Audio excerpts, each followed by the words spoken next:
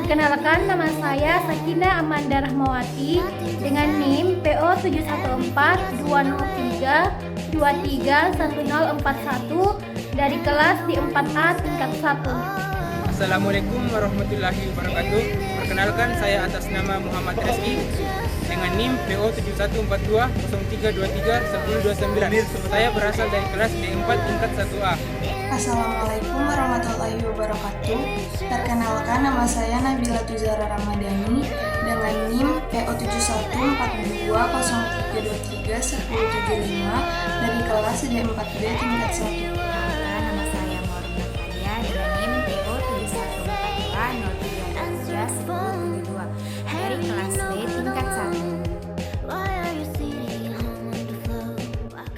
Sistem urinaria adalah suatu sistem tempat terjadinya proses penyaringan darah sehingga darah bebas dari zat-zat yang tidak dipergunakan oleh tubuh dan menyerap zat-zat yang masih dipergunakan oleh tubuh.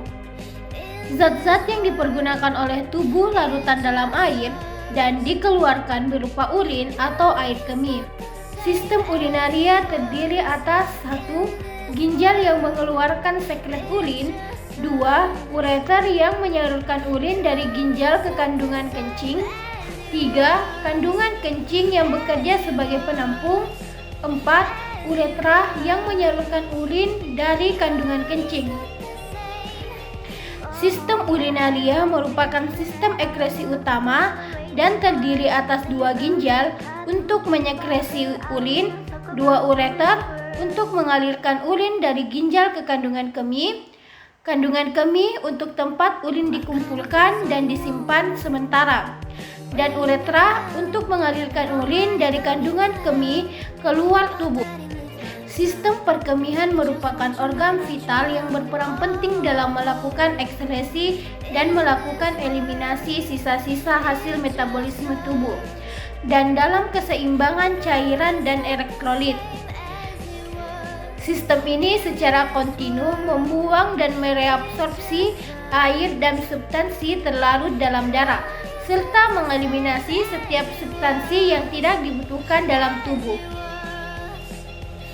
Fungsi sistem urinaria yang pertama, meregulasi volume darah dan tekanan darah dengan mengeluarkan sejumlah cairan ke dalam urin dan melepaskan eritropoietin serta melepas renin.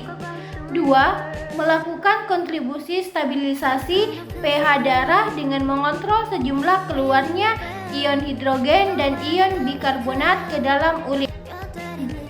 3. Menghemat pengeluaran nutrisi dengan memelihara ekskresi pengeluaran nutrisi tersebut pada saat proses eliminasi produk sisa, terutama pada saat pembangunan nitrogen seperti urea dan asam urat. 4. Membantu organ hati dalam mendetoksifikasi racun selama kelaparan, deaminasi asam amino yang dapat merusak jaringan. 6. Produksi hormon. 7. Regulasi tingkat glukosa darah. 8. Ekskresi sampah benda asin. 9. Mengontrol sekresi hormon aldosteron dan ADH yang berperan dalam mengatur waktu cairan tubuh. 10. Mempertahankan keseimbangan kadar asam dan basa dari cairan tubuh. 11. Mempertimbangkan keseimbangan garam-garam dan zat-zat dalam tubuh. Uji fungsi ginjal ada beberapa. Yang pertama, uji protein atau albumin. Bila ada kerusakan pada glomerulus atau tubulus, maka protein dapat bocor dan masuk ke urin. Uji konsentrasi ureum darah. Bila ginjal tidak cukup mengeluarkan ureum, maka ureum darah naik di atas kadar normal 20-40 mg/sen. Uji konsentrasi. Pada uji ini dilarang makan dan minum selama 12 jam untuk melihat sampai berapa tinggi berat jenis naikan. Fisiologi ureter. Seperti yang kita ketahui bersama bahwa salah satu organ yang terdapat pada sistem urinaria yaitu ureter, yang dimana memiliki fungsi sebagai jalur sekresi dari ginjal menuju ke kandung kemih. Ureter juga memiliki gerak peristaltik meski tidak sebesar gerak peristaltik pada kerongkongan. Fisiologi kandung kemih dan mikturisi. Kandung kemih dalam sistem urinaria berfungsi sebagai penampung sementara urin yang telah diproduksi oleh ginjal sebelum dikeluarkan dari tubuh melalui uretra. Adapun letak dan posisi kandung kemih berada pada anterior abdomen. Jumlah kapasitas yang dapat ditampung oleh kandung kemih yaitu sekitar 500 ml. Namun apabila telah terisi 250 maka akan dikeluarkan oleh tubuh. Fungsi kandung kemih adalah untuk mikturisi atau berkemih, yang dimana mikturisi itu adalah proses pengosongan kandung kemih yang telah terisi. Proses ini terjadi secara dua tahap. Tahap pertama yaitu kandung kemih mengisi secara progresif sampai tekanan dalam kandung kemih meningkat sampai ambang batas. Hal ini memicu tahap kedua dari proses mikturisi yaitu refleks yang dinamakan micturition reflex yang mengosongkan isi kandung kemih. Jika proses ini gagal, setidaknya merangsang perasaan sadar keinginan berkemih. Meskipun refleks berkemih adalah proses otonom spinal, proses ini dapat dihambat atau difasilitasi oleh sistem saraf pusat di korteks cerebri atau di batang otak. Fisiologi mikturisi. Berkemih adalah refleks spinal yang difasilitasi dan dihambat oleh pusat-pusat otak yang lebih tinggi, seperti buang air besar, fasilitasi dan penghambatannya secara sadar. Urin memasuki kandung kemih tanpa menghasilkan banyak peningkatan tekanan intravesical sampai vesicles terisi dengan baik. Selain itu, seperti jenis otot polos, otot kandung kemih memiliki properti kualitas ketika ditarik ketegangannya awalnya diproduksi tidak dipertahankan. Hubungan antara tekanan intravertikal dan volume dapat diketahui dengan memasukkan kateter dan mengosongkan kandung kemih dan merekam tekanannya. Sementara kandung kemih diisi dengan 50 ml air atau udara, dorongan pertama yang dirasakan di kandung kemih memiliki volume sekitar 150 ml dan rasa penuh ditandai dengan sekitar 400 ml. Saat berkemih, otot-otot perineum dan sphincter uretra eksternal relaksasi, kontraksi otot destitufor dan urin melewati keluar melalui uretra. Otot polos pada kedua sisi uretra tampaknya memainkan peran dalam berkemih, dan fungsi utama mereka pada laki-laki diyakini mencegah refluks sperma ke dalam kandung kemih selama ejakulasi. Otot-otot perineum dan sphincter eksternal dapat dikontraksikan secara sadar untuk mencegah aliran urin dan uretra atau mengganggu aliran setelah buang air kecil telah dimulai. Dengan adanya pembelajaran yang mengakibatkan sphincter eksternal dalam keadaan dikontraksi secara sadar, sehingga orang dewasa dapat menunda buang air kecil sampai kesempatan untuk membatalkan proses berkemih itu sendiri. Setelah buang air kecil, urin yang tersisa di uretra laki-laki dapat dikeluarkan oleh beberapa kontraksi dari otot vulvopancreasus. Fisiologi uretra. Uretra merupakan saluran sempit yang berpangkal pada kandung kemih yang berfungsi menyalurkan air kemih untuk keluar. Urin. Definisi urin. Urin atau air seni merupakan produk akhir dari sistem saluran kemih yang terdiri dari ginjal, ureter, kandung kemih, dan uretra. Melalui proses filtrasi glomerulus, sekresi dan reabsorpsi oleh tubulus. Urin merupakan cairan terkonsentrasi yang memiliki sedikit air dan berbagai produk sisa metabolisme untuk dibuang dari tubuh melalui urinasi.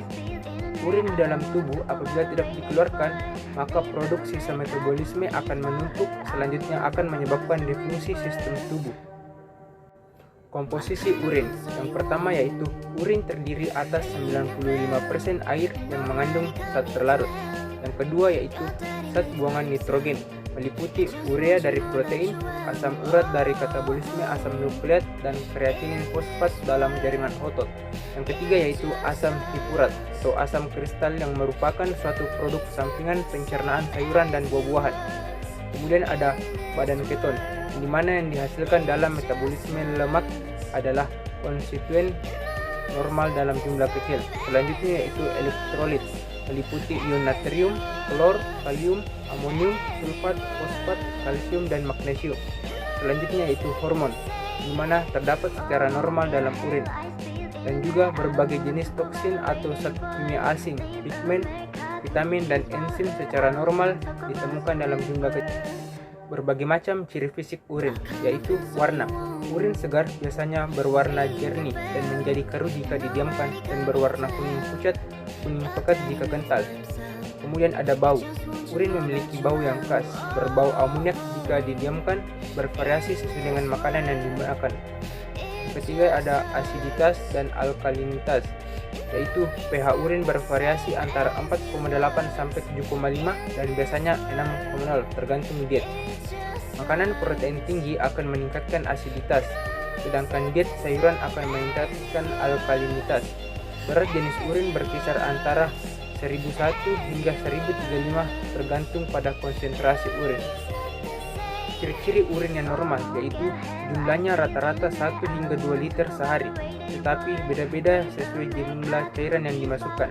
Warnanya bening orange, pucat tanpa endapan, tetapi ada kalanya jenjot, lendir tipis nampak terapung di dalamnya. Baunya tajam, rasanya sedikit asam terhadap laktus, pH rata-rata 6, berat jenis berkisar dari 1010 sampai 1025. Proses produksi urin. Urin diproduksi oleh ginjal sebagai upaya membersihkan darah dari substansi yang membahayakan bagi tubuh.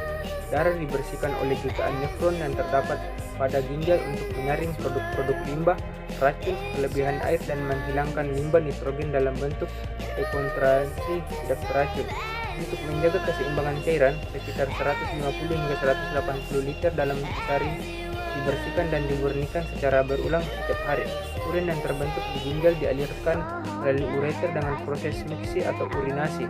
Buang air kecil biasanya dikendalikan oleh suatu fenomena refleks dengan Springer Remy. Glomerulus berfungsi sebagai ultrafiltrasi pada simpai Bowman, berfungsi untuk menampung hasil filtrasi dari glomerulus. Pada tubulus ginjal akan terjadi penyerapan kembali zat-zat yang sudah disaring pada glomerulus. Sisa cairan akan diteruskan ke piala ginjal terus berlanjut ke ureter. Urin berasal dari darah yang dibawa arteri renalis masuk ke dalam ginjal. Darah ini terdiri dari bagian yang padat yaitu sel darah dan bagian plasma darah. Pembentukan urin dapat dibedakan dalam 3 fase, yaitu fase penyaringan atau filtrasi, fase penyerapan kembali atau reabsorpsi, dan fase pengeluaran atau ekskresi. Tahap yang pertama yaitu filtrasi, yang dimana merupakan proses penyaringan zat sisa metabolisme yang dapat menjadi racun bagi tubuh. Terjadi pada kapiler glomerulus, yakni kapiler darah yang bergulung-gulung di dalam kapsul Bowman.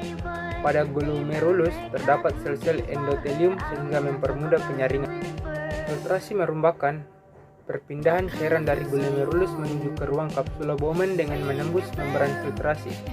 Membran filtrasi terdiri dari 3 lapisan, yaitu sel endotelium, glomerulus, dan membran basiler, dan epitel kapsul Bowman. Tahap ini adalah proses pertama dalam pembentukan urin. Filtrasi terjadi pada kapiler glomerulus kapsul Bowman. Pada glomerulus kapsul terdapat sel-sel endotelium kapiler yang berpori sehingga mempermudah proses penyaringan. Yang kedua itu ada penyerapan kembali atau reabsorpsi. Proses reabsorpsi terjadi di dalam pembuluh tubulus proksimal. Proses ini terjadi setelah urin primer hasil proses infiltrasi mengalir dalam pembuluh tubulus proksimal. Bahan-bahan yang diserap dalam proses reabsorpsi ini adalah bahan-bahan yang masih berguna, antara lain glukosa, asam amino, dan sejumlah besar ion-ion organik. Selain itu, air yang terdapat dalam urin primer juga mengalami reabsorpsi melalui proses osmosis, sedangkan reabsorpsi bahan-bahan lainnya berlangsung secara transport aktif. Proses penyerapan air juga terjadi di dalam tubulus distal. Kemudian bahan-bahan yang telah diserap kembali oleh tubulus proksimal dikembalikan ke dalam darah melalui pembuluh darah kapiler yang dikelilingi oleh tubulus. Dan yang ketiga itu ada augmentasi atau sekresi. Setelah melewati tubulus contortus distalis praktis, tidak ada lagi penyerapan terhadap bahan-bahan yang terdapat di dalam urin sekunder. Urin yang sudah melewati tubulus contortus collectivus merupakan urin yang sesungguhnya. Urin ini kemudian masuk ke buli-buli untuk selanjutnya dikeluarkan melalui uretra. Augmentasi merupakan proses pengeluaran zat sisa yang sudah tidak diperlukan lagi oleh tubuh. Proses penambahan zat-zat atau urea yang berlangsung mulai dari tubulus distal. Pada proses ini, pembuluh darah melepaskan zat-zat yang tidak berguna seperti ion hidrogen, kalium, dan amonium ke urin sekunder pada tubuh cortontus distal yang kemudian dialirkan ke tubulus cortontus collectivus lalu menuju saluran pengumpul. Di saluran pengumpul berlangsung penyerapan air sehingga membentuk urin sesungguhnya. Lalu urin dialirkan ke rongga ginjal. Dari rongga ginjal urin mengalir melalui ureter menuju kantung kemih. Saya akan melanjutkan pemaparan atau penjelasan materi yang dibawakan oleh kelompok saya, Nah, yang dimana di sini kita membahas seputar terkait tentang fisiologi sistem urinaria. Nah, jadi di sini saya akan menjelaskan terkait tentang beberapa topik, yaitu pertama terkait tentang mekanisme pengaturan renin, angiotensin, aldosteron. Kemudian yang kedua terkait tentang peranan ADH terhadap osmolaritas cairan ekstraseluler. Dan yang ketiga adalah terkait tentang kelainan pada sistem urinaria. Jadi langsung saja teman-teman kita masuk pada materi topik yang pertama, yaitu mekanisme pengaturan renin, angiotensin, aldosteron. Nah, jadi sistem renin, angiotensin, aldosteron atau disingkat dengan RAAS adalah sebuah sistem hormon, protein, enzim, dan reaksi-reaksi yang dimana mengatur tekanan darah kita dan volume darah kita dalam jangka waktu yang panjang. Nah, jadi sistem ini mengatur tekanan darah kita melalui peningkatan reabsorpsi natrium atau garam dan reabsorpsi air atau retensi dan tonus pembuluh darah sejauh mana pembuluh darah kita akan mengalami penyempitan atau menyempit.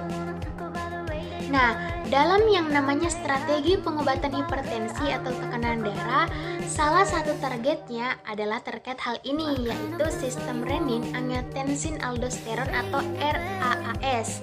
Nah, jadi RAAS ini memegang peranan kunci dalam regulasi tekanan darah kita, bekerja terutama melalui efek pada hormon angiotensin 2.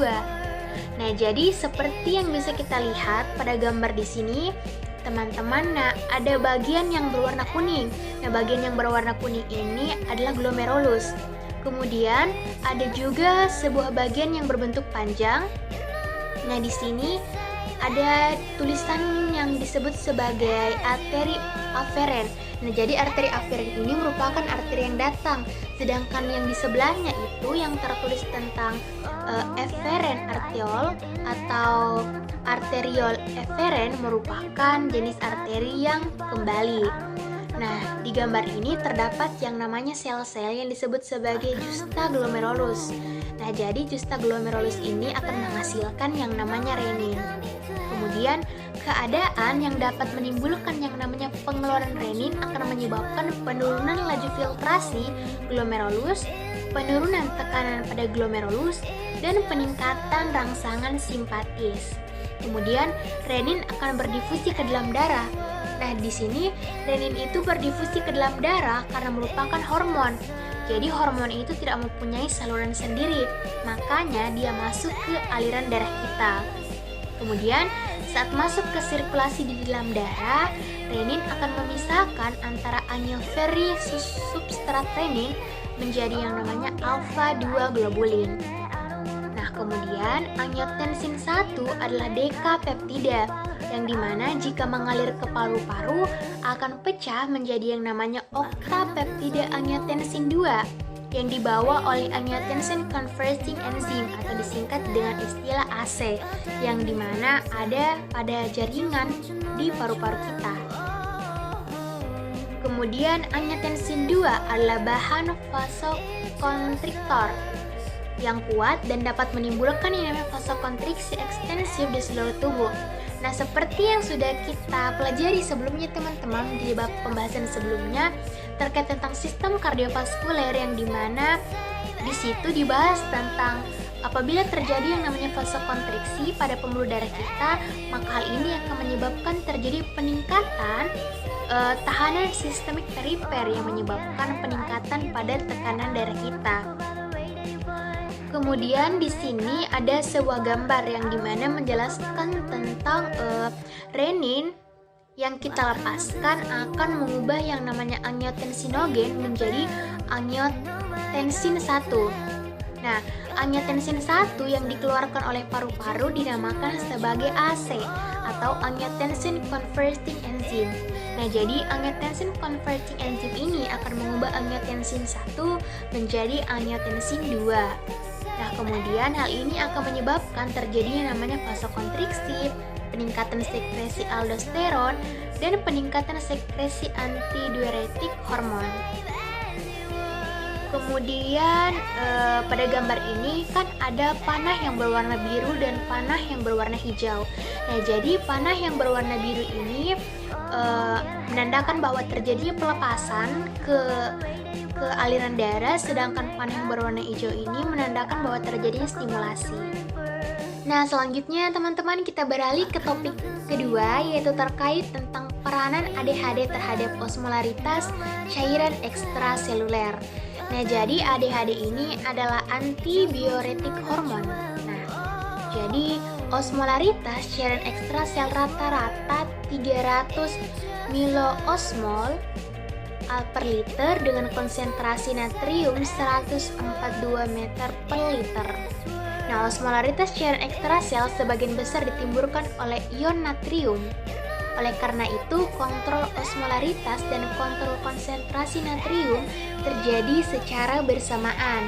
Nah, kontrol osmolalitas terjadi melalui namanya mekanisme umpan balik.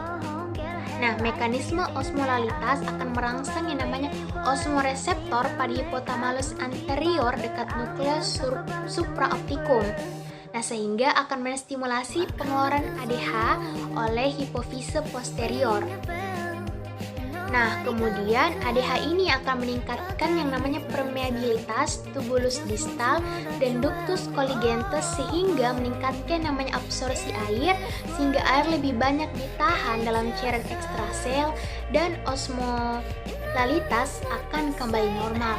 Nah, di sini teman-teman ada sebuah gambar. Nah, di sini di gambar ini dijelaskan bahwa saat terjadi yang namanya penurunan air, maka akan terjadi yang namanya peningkatan osmolaritas dari ekstraseluler dan menstimulasi yang namanya osmoreseptor. Nah, kemudian akan terjadi namanya sekresi ADH pada pituitary reseptor, kemudian terjadi peningkatan ADH pada plasma, peningkatan permeabel, dan permeabilitas air pada tubulus distal dan tubulus pengumpul. Dan terjadi reabsorpsi air sehingga terjadi yang namanya penurunan ekskresi urin.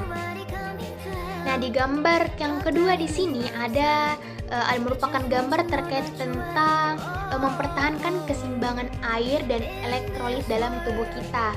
Jadi untuk mempertahankan yang namanya keseimbangan elektrolit dan air dalam tubuh kita itu banyak faktor yang berperan di dalamnya. Nah, pada gambar ini kalau kita lihat terdapat gambar ginjal. Nah, pada gambar ginjal yang pertama, nah di sini dijelaskan bahwa sel juxtaglomerulus dari ginjal akan melepaskan renin. Kemudian kalau kita lihat pada gambar ginjal yang kedua, pada gambar yang ada pada bagian bawah di sini dijelaskan bahwa aldosteron akan menyebabkan peningkatan reabsorpsi pada tubulus. Sedangkan pada gambar ginjal yang ketiga pada samping kanan dijelaskan bahwa duktus pengumpul pada ginjal mengalami yang namanya peningkatan reabsorpsi pada air karena adanya pengaruh ADH. Baik, sekarang kita sampai pada topik terakhir kita pada pembahasan kali ini, yaitu terkait tentang kelainan yang terjadi pada sistem urinaria. Nah, di sini dijelaskan ada banyak sekali kelainan yang dapat terjadi pada sistem urinaria. Nah, yang pertama itu ada yang disebut sebagai anuria. Nah, anuria merupakan gangguan yang terjadi pada kemampuan ginjal kita dalam membentuk urin akibat terjadinya kegagalan pada fungsi ginjal. Kemudian yang kedua itu albuminuria, yang merupakan suatu gangguan yang ditandai oleh adanya senyawa protein pada urin kita. Nah, hal ini disebabkan karena ada kerusakan pada bagian glomerulus kita. Kemudian yang ketiga ada yang namanya batu ginjal. Nah, batu ginjal ini merupakan suatu gangguan yang dimana terjadi dalam bentuk ada sebuah endapan kristal kalsium fosfat yang dimana kristal itu mengendap layaknya berbentuk seperti sebuah batu sehingga disebut sebagai batu ginjal. Nah, keberadaan dari batu ginjal ini ada dalam saluran urinaria kita sehingga menyebabkan terjadi namanya stagnasi urin. Kemudian selanjutnya ada yang namanya nefritis. Nah, nefritis ini merupakan gangguan yang dimana dalam bentuk sebuah peradangan pada bagian ginjal kita, yang dimana menyebabkan terjadi yang namanya kerusakan pada jaringan ginjal kita, sehingga fungsi ginjal kita sebagai organ ekskresi itu mengalami yang namanya gangguan atau terjadi gangguan. Kemudian kelainan selanjutnya adalah tentang nefritis akut. Nah, nefritis akut ini disebabkan oleh penyakit yang menular. Nah, terutama penyakit jengkering atau scarlet fever. Nah, biasanya ini terjadi pada anak-anak serta remaja. Nah, nefritis yang kronis biasanya terjadi. Nah, kemudian gagal ginjal. Nah, gagal ginjal ini merupakan suatu keadaan di mana terjadinya kegagalan pada fungsi ginjal kita yang terjadi secara akut dan dapat menimbulkan yang terjadinya yang namanya nefritis, luka, peradangan, bahkan jantung kita bisa berhenti secara tiba-tiba. Nah, kemudian ada yang namanya uremia. Nah, uremia ini merupakan suatu kondisi di mana darah kita yang mengandung zat-zat sisa seperti metabolisme, contohnya urea, itu tidak mampu yang namanya diekskresikan lagi, sehingga hal ini menyebabkan munculnya yang namanya odem atau bengkak pada bagian tubuh, terutama pada bagian anggota gerak di bawah atau bagian anggota gerak bawah, yaitu kaki. Kemudian yang terakhir itu adalah sistitis. Nah, sistitis ini merupakan suatu peradangan yang terjadi pada membran mukosa yang melapisi kantung urin atau vesika urinaria. Nah, yang dimana disebabkan oleh infeksi mikroba tertentu atau peradangan ginjal yang meluas hingga ke kantung urin. Nah, inilah beberapa gangguan ataupun kelainan penyakit yang bisa kita temukan pada sistem urinaria manusia. Nah, jadi itulah teman-teman beberapa terkait pembahasan ataupun topik yang telah dibawakan oleh kelompok kami mengenai tentang fisiologi pada sistem urinaria.